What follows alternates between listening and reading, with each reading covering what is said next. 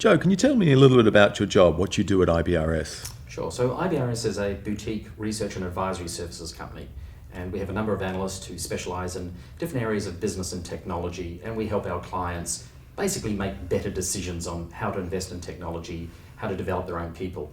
My area of specialty is around really workforce enablement, the workforce of the future and all the sorts of tools and technologies and changes that are happening in that area.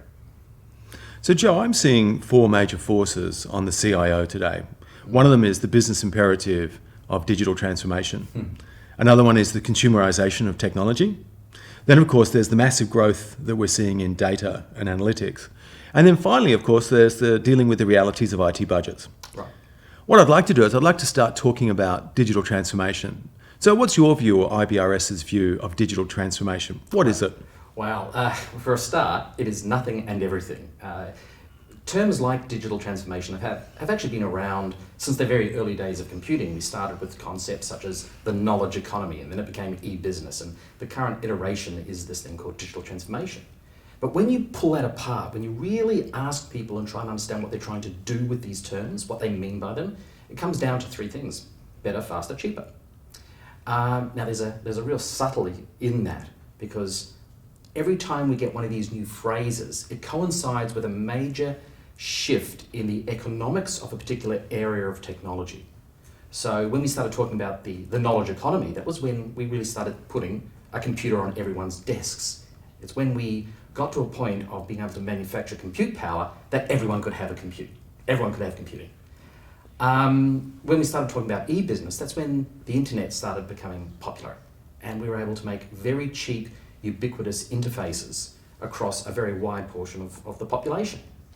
And now we've got digital transformation, and that coincides with a massive increase in compute power and the amount of data that we can process in real time, or very near real time, because of the cloud. It's the scale of economy that the cloud brings to businesses, to computing, and to society at large.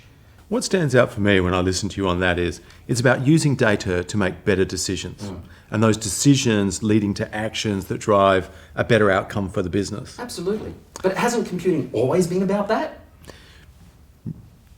Not necessarily. I mean, think about the days of desktop publishing.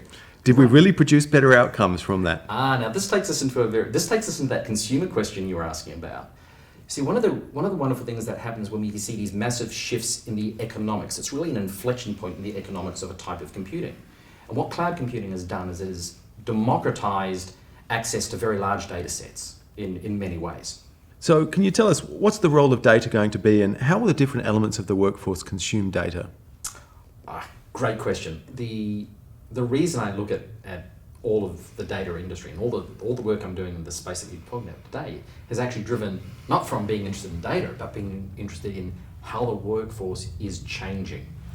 So if the fundamental issue is digital transformation, and if we're finding new insights into how the business should function as a result of the right questions that you're asking and the data that is, that's clearly going to have a direct impact on the types of activities people are going to do in your organization. One of the biggest trends at the moment is much more workforce mobility. So even inside some of the banks that we've seen who've really doubled down on this space, they're not doing it to understand how their business is running better. They're doing it to change fundamentally where they put their people, both inside the branches, but also external. It's quite easy to have the sort of very personal banking services completely mobile now.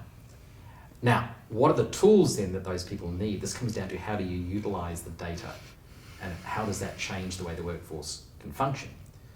Again, coming back to the banking sector, you could have a person who goes and visits your high-value clients and says, here's your bank statement on my iPad. Yes, we know that you can get that on your own computer. We know that you can do that with self-service, but this is a value-added service. Now, what else can be on that screen that's driven by data that could give you a very personal insight? So getting back to that logbook and so forth, it's not going to be the logbook. It's not going to be tables showing you did these transactions on these days. No, they've already got that. It's much more likely to be that fourth option, which is the GPS, where that application might be saying, go and see Bob Smith today, because we've just noticed that they have taken out a mortgage for X, and they are about to sell this other mortgage and settle it for Y, that places their new, we believe that this puts them at a high risk of churn or whatever it may be. Go and arrange a meeting with them, go and talk to them, go and use this tablet to also show them all these other funky stuff that we can do for them.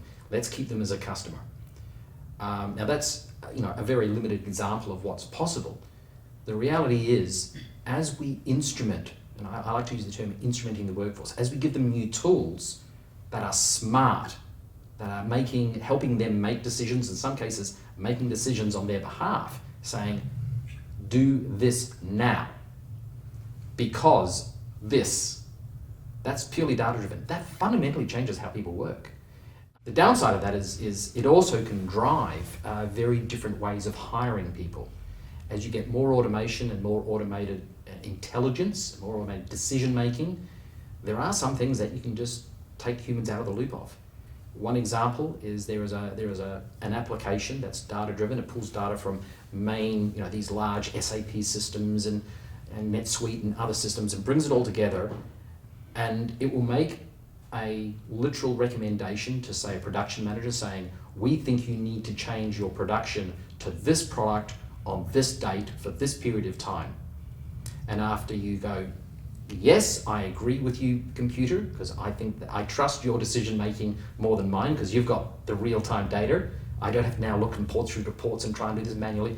They click a button, yes. It sends the information back up and it does all that for them. Goes to the multiple systems, makes all the instructions, and the factory produces something different. You do that 6 times over 6 months and the computer stops asking you that question. Now it's learned from you, or it's learned from your staff, just to do that. Now what does your manager do? They move on to higher value things. They move on to the next level of questions. That's where we're heading with this future. And I actually don't think we fully understand the ramifications of this level of data-driven automation and data-driven decision-making. I do believe, I'm an optimist, I believe that it will fundamentally change people's relationship to their work. Mm-hmm. It will change how businesses think about their staff and how they value their staff. It also fundamentally changes remuneration strategies and everything in between. So, Joe, what's driving this massive growth in data at the current stage? Oh, so many things. First of all, it's just the fact that we are generating more data because more people are using data. So every time you access some data, you generally create new data. That's in the social feeds, but it's also in buying things. If you buy something from an online store, you're creating a whole data footprint there. How you got to buy that, how you made that decision, all sorts of things. So data feeds upon data. The other thing, of course, is the change in formats of data. No longer is it sufficient just to have text, numbers, bytes. We've now got video streams, audio streams, and so forth. And this is becoming richer and richer. In fact, we shouldn't actually just be talking about simple video anymore. We've now got full immersive 360-degree video. And this stuff is being collected by the just unbelievable amounts. I mean, you can read all the reports about just how vast this is. So you've got data creating data because we're interacting with data more frequently. You've got businesses realizing that they can migrate manual processes to data-driven processes. You've got changes in multimedia. And the other big one, which I think will really impact Australia quite heavily, is Internet of Things, IoT. I actually don't like that term. I just like to say it's smart stuff connected to stuff. I don't think that's quite rolls off the tongue quite as well as IoT. But really what we've got now is the ability to create sensors all over the place that do a particular piece of data acquisition, send that information back to a source, and then we can start to draw conclusions around that data and how that interacts with all the other data sources we've got. Now, that's not just about volume of data. When you instrument something, you take the human's interaction out of the equation, so you get higher quality. So we are getting higher amounts of data at higher quality. And that has the potential to, again, create entirely new opportunities for new algorithms, for new decision support systems. So when we were talking earlier, you were saying the kind of IoT data would depend upon very much the country. What's going on in China will be very different from Australia. Can you give me some examples of that? Absolutely. So if you think about, why would somebody put a sensor on something? It's got to be an economic reason for it. There has to be, I want to know this piece of information because it's valuable to me. Well, different economies have different major industries. Australia is mining, petroleum, and education, and government. Guess where the IoT is going? If you take a look what's happening in mining and petroleum, and agriculture, I forgot agriculture. That's where we're spending all the IoT focus. And that makes absolute sense. Whereas in China, it's very much, it's a whole range of issues. Yes, it's in agriculture, but it's often more in city management and people management. In America, you see it a lot more in logistics and in manufacturing factories, traffic control and so forth. So depending upon your economy, there's going to be a natural inclination for people, that economy, to spend IoT, this automated data gathering, in those key markets. It's particularly important in Australia, I think, in the mining sector because they are relatively flush with cash still, but their margins are going up and down, shrinking and shrinking, because they can see where the future's going. They're going, that super boom is over, so they need to be much more effective and much more efficient.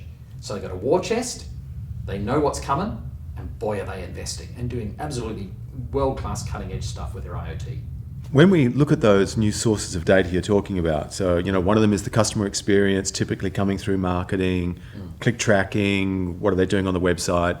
The other one is IoT. Both of those are relatively new, and most of that data is already in the cloud.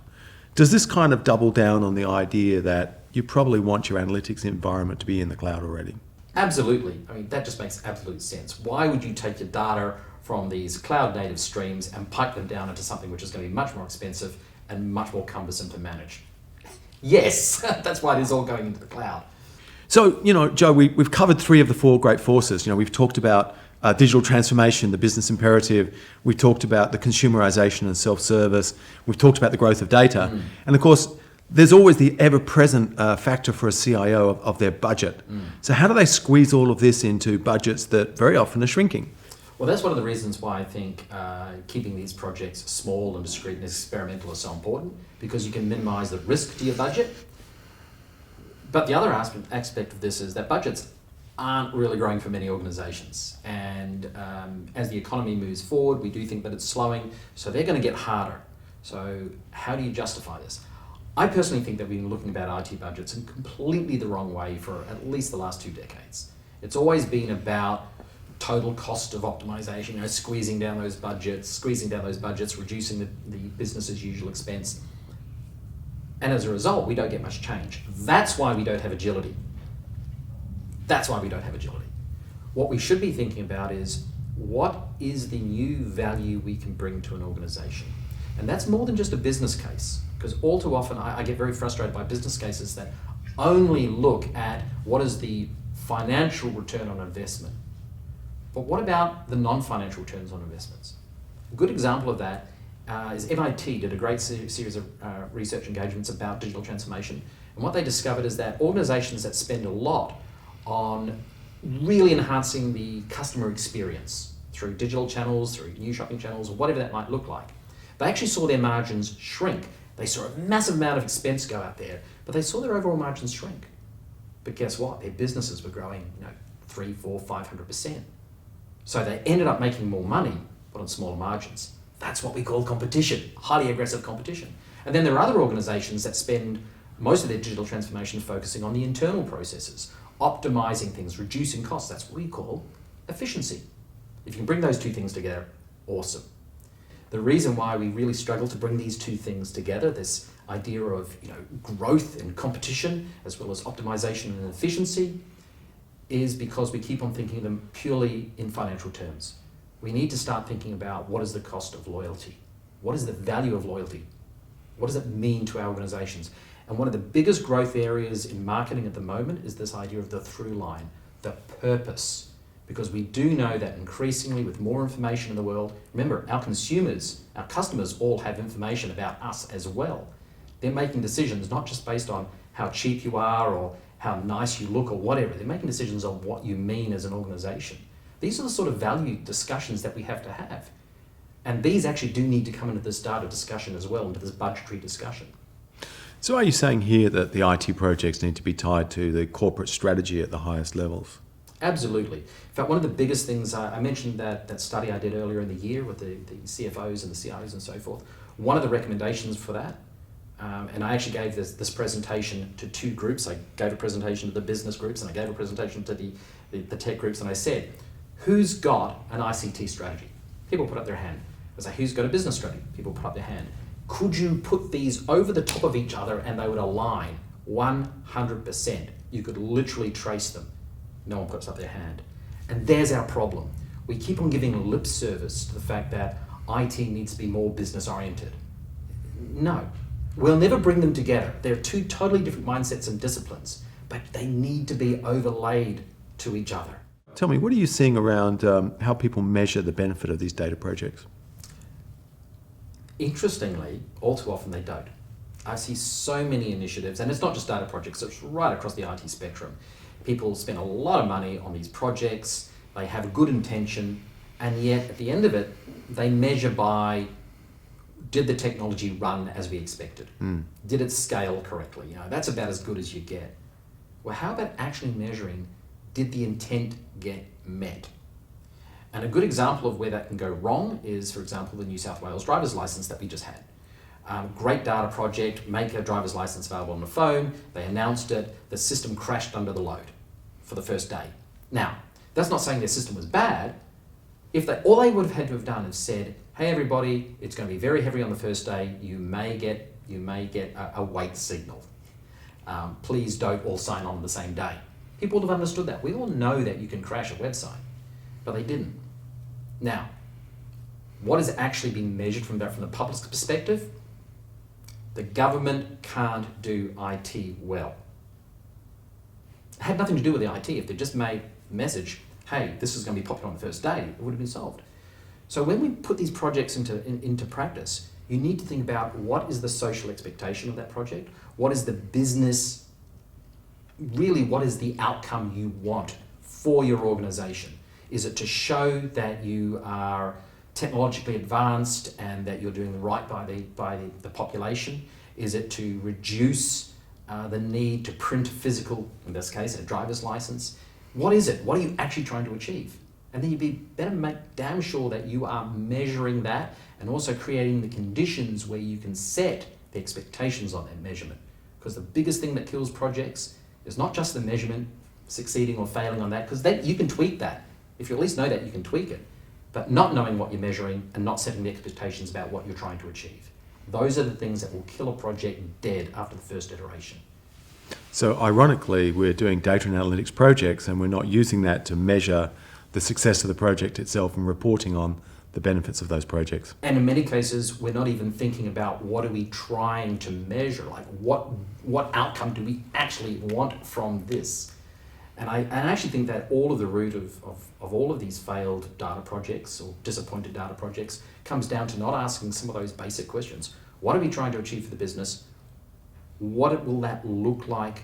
What does success look like if we get this right? And if we don't get it right, what would we then say is the next best thing? What is the next thing that we could take? What's the learning we can take from that? I actually don't believe there's any failed data projects. There's only failed expectations.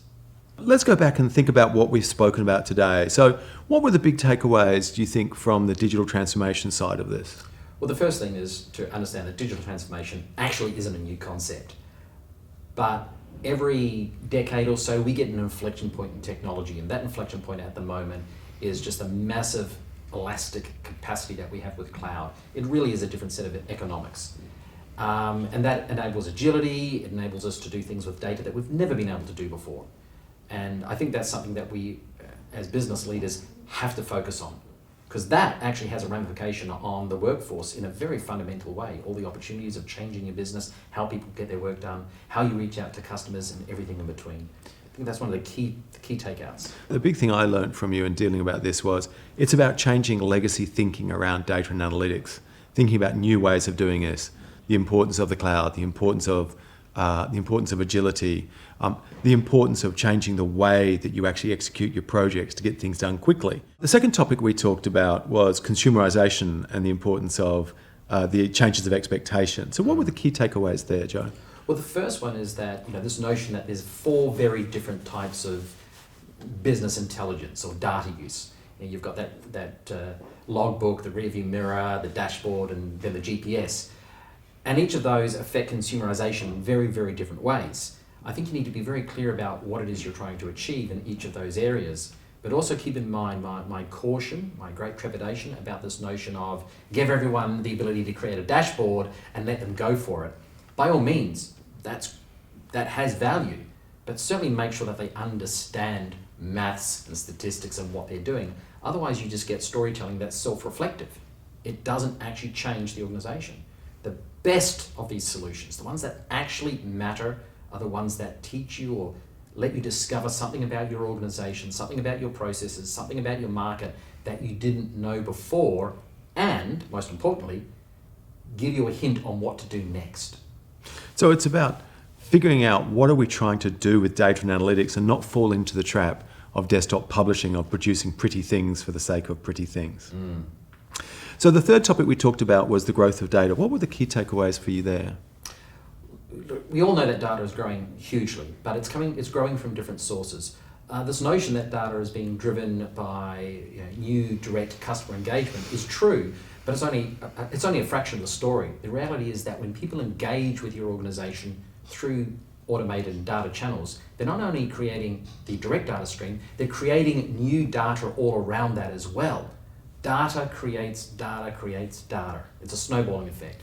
And then you've got IoT, which will develop, it's still early days, but it will develop based around the core economy of the country that you're in. So there won't be one solution for IoT, it'll be a whole spread, and it will be very geographically based. And then of course you've got the rise in different types of data sets, and we're going to see a lot more overlays of data on top of spatial information and temporal information as well. My takeaway from that was also that much of that data is already in the cloud, and there's not a huge value in trying to drag it all on-premise to analyse it. Leave it in place, analyse that in the cloud. Why you'd want to bring massive data sets back on-prem would really puzzle me if it is cloud-native data. The bigger question is, how do I join my existing massive data sets that I've got on-prem or between clouds together? And that is, of course, a whole other discussion for another day. And then the last topic we talked about, which is fundamental and tremendously important, is budgets. So what were your takeaways on that? I think the biggest issue that we have with budgets is that we keep on looking at IT purely in economic sense. IT, these projects, actually have an impact across all areas of the business. Your brand, your worker satisfaction, your worker morale, where you place your workforce. It can actually change the entire structure of your organisation. These are probably bigger value than being able to, find something on a balance sheet to say this is how much money we saved. These are big, transformative, and that's why we use transformation and the digital transformation. You really want to be looking at those transformative issues when you consider these budgets. My takeaway there was it's really important to understand what the business outcome of the project is. It's not enough to build a data infrastructure or build a data lake. What's the business impact? How does that get tied into my business strategy? How is it aligned to the board's vision of where we're going? What is the business benefit that we measure from that? Let's focus on those things rather than just the IT project itself. And let's absolutely make sure that we do build in the measurements and the expectations, what those measurements will look like, and what constitutes success, what constitutes let's find a new discovery from this. Joe, I've really appreciated your time today and look forward to seeing you again in the future. Thank you very much.